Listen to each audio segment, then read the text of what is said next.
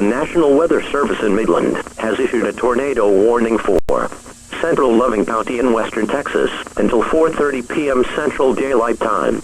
At 4 p.m. Central Daylight Time, Doppler radar indicated a severe thunderstorm capable of producing a tornado. This dangerous storm was located 7 miles east of Orla, or 12 miles northwest of Mentone, moving east at 50 miles per hour. This dangerous storm will impact mainly rural areas of Loving County. If you are in or near the path of this storm, take cover now. The safest place to be during a tornado is in a basement. Get under a workbench or other piece of sturdy furniture.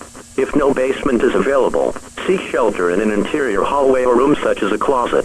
Use blankets or pillows to protect your body, and always stay away from windows. Please report severe weather by contacting the National Weather Service at toll-free 1-877-633-6772 when you can do so safely.